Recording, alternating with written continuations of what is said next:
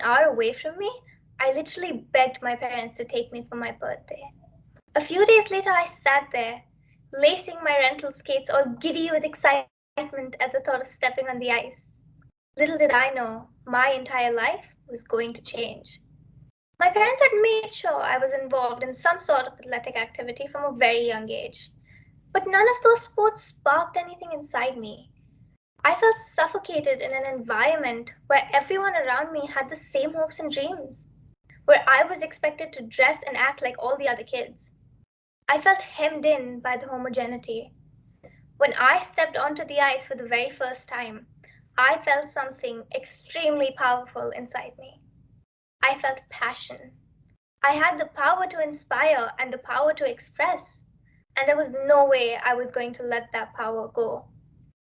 But not all aspects of the sport were easy. I soon realized that there was barely any infrastructure or even coaches past the beginner level. But this lack of facilities and skaters led us to a bigger problem. When I first started taking lessons, I mentioned to a friend that I was dropping out of the basketball team and switching to figure skating. Barely trying to hide her laughter, she goes, "It sounds wonderful and I'm sure you enjoy it as a hobby, but is that even a real sport?" Her response stung, but over time I've heard so many different versions of it.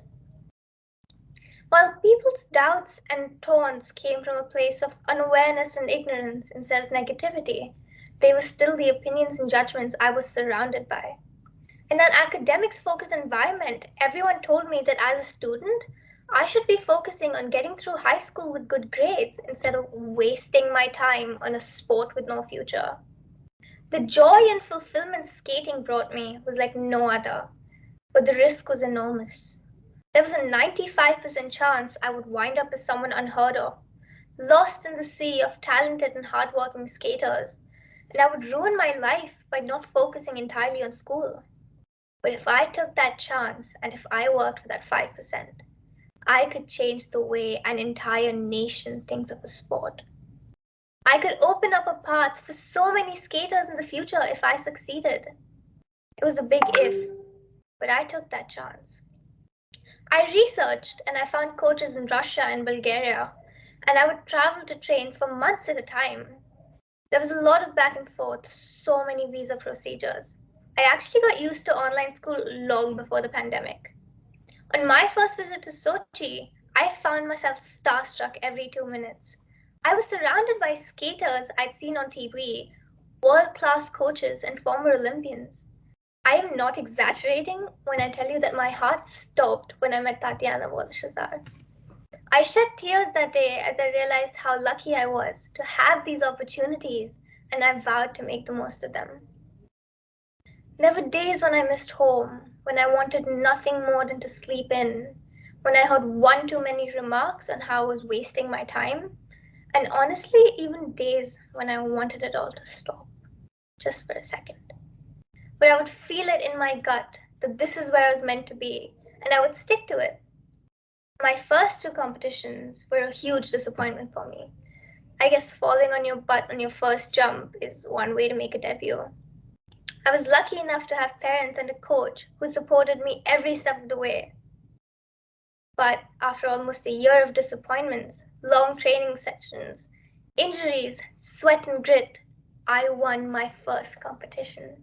It was only third place, but to me, it was all I needed to keep pushing. I knew it was just the beginning. My winning streak kept going quite successfully, but my biggest test that year was yet to come. Almost 6 months later, I competed at nationals for the very first time. As I pivoted into my program, I gave it everything I had. Everything. But nothing could have prepared me for when I heard my name announced for first place. Against every single odd, I was now the national figure skating champion. That gold medal represents so much more to me than just that competition. It's proof that it was all worth it, and I only had my passion to thank for it.